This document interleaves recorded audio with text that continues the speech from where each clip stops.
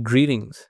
On this channel, we like exponential charts that depict technological trends, including the lesser-known exponential trends. And today we're going to look at a chart about something that many people are curious about, but rarely is a chart tracking this particular aspect of exponential technological progress actually made. So we have futuretimeline.net to thank for this chart, and this is a chart of global average internet speeds 1990 to present. And this chart, like so, indicates the trend line with the blue line up to present. And this is very well sourced. If you scroll all the way down to the bottom, you see the footnotes that begin with data points in 1991, as well as 1995, 96, 97, and so forth. So there's a lot of data points along the trend. It is not a chart that can be accused of having too few data points and force-fitting an exponential trend into too few data points. Now, we see the history of the internet within even the ebbs and flows of this chart. Before 1995, there wasn't a World Wide Web through a graphical interface that most of us are used to. And then when that graphical user interface began, then worldwide internet usage rose and a lot of websites were created in response. And then the notion of buying and selling things over the internet arose, but people were doing that very little. Even during the dot-com bubble of 98, 99, 2000, actually using the internet to buy things was a very small fraction of what people did relative to today. And most people did not have internet in their homes. And even if they did, they had something called dial-up connections.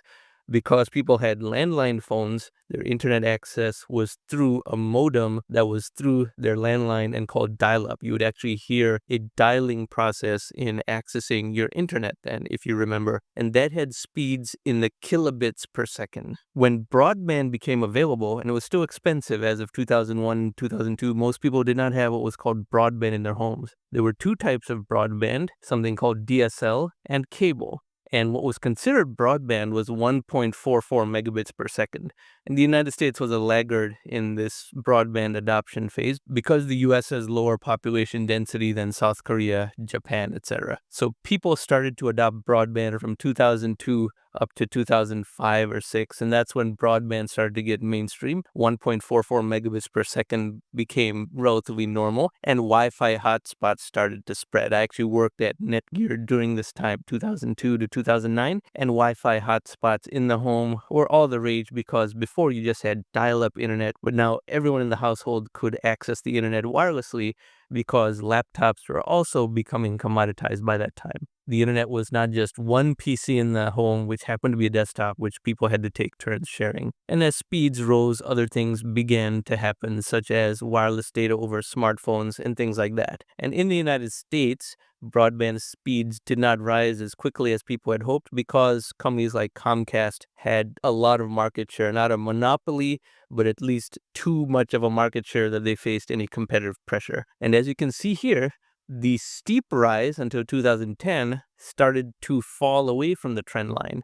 Now, why was this happening? Well, as we have seen from other videos on this channel, computing speeds also began to fall away from their long-term trend line around 2013 or so. And computational speed is a function of broadband speed because you still need processing power to do things like encoding, decoding, and so forth. And while more and more innovation in broadband delivery technologies is trying to de-emphasize the importance of processing speed in this delivery, it's still an important aspect of delivery. So the decline in the upward trajectory of broadband speeds is attributable to the decline in the upward trajectory of computational speeds. Now, for a bit more detail on that, we're going to go to a vignette from another video on this channel. So we'll go and look at that for a bit. And as you can see, the green line is flattening. It was moving at a nice logarithmic rate, about 10x every 4 years, until 2012 or 13 or so, and then started to flatten and has continued to remain on this flatter, less impressive trajectory. Now, if you scroll down, they have the same chart with a trend line in it, and it charts just a basic Excel-style trend line between all three lines, and the sum of the top 500 supercomputers' power is thus charted in this trend line. And you can see it was above this trend line, but because of the underperformance since 2013 or so, the trend line itself is moving down.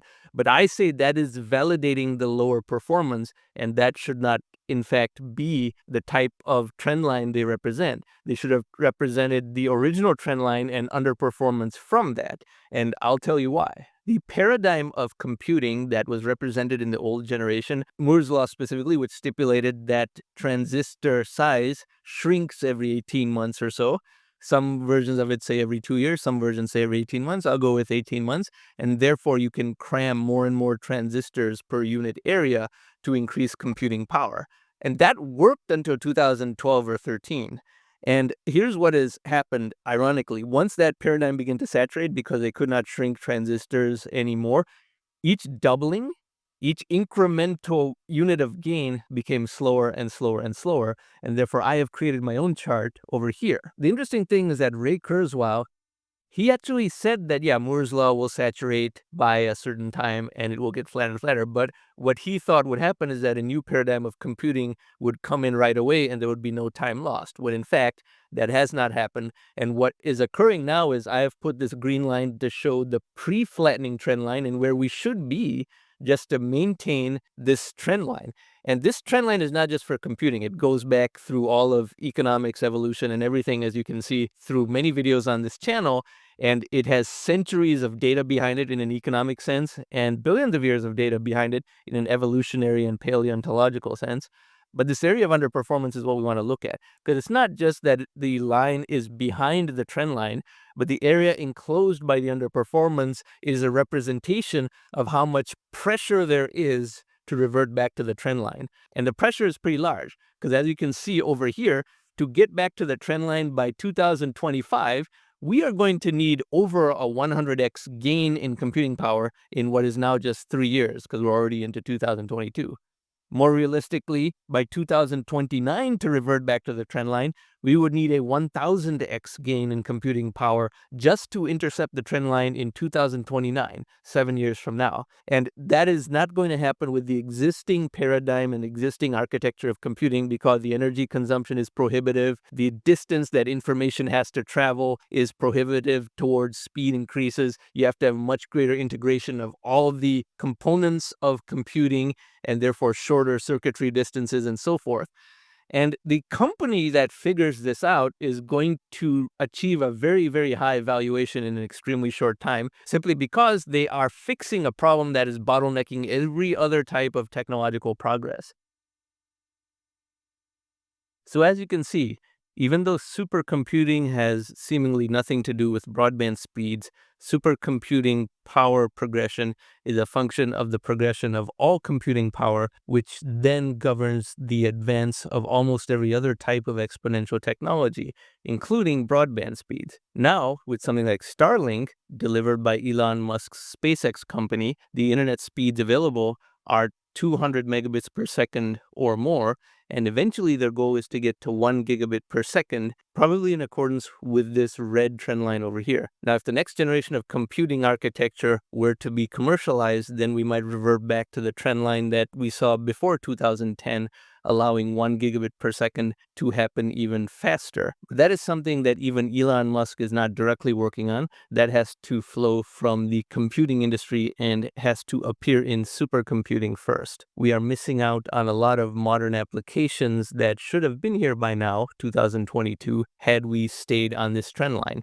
George Gilder wrote an ambitious book in 2000 called Telecosm that predicted all types of things on account of very high bandwidth that would arrive by the 2020s. And I've done a review of that book on this channel as well. And you can view that video by following the link in the upper right-hand corner over here. But until this computing architecture bottleneck is corrected and we revert back to the trend line, bandwidth will also be lagging its full potential, because we ought to be about 10x higher than where we are now, and all types of advanced applications that were expected by the 2020s are not here yet as a result. But nonetheless, this is an exponential trend which supports our case of a technological singularity occurring in the 2060s as per my recent estimate, and big jumps in bandwidth speed which lead to greater collaboration and greater integration economically of other parts of the world are in fact a stepping stone to that. And those who are really interested in this subject should read all the footnote links in this website below, and this website will be in the description box below as well. But yes, bandwidth is also an exponential technology and has to be viewed worldwide because the worldwide average is the only thing that matters, as with all technology. Anyway, I hope you found this video to be informative, and if you like this type of content, I encourage you to subscribe to this channel. Thank you very much for watching.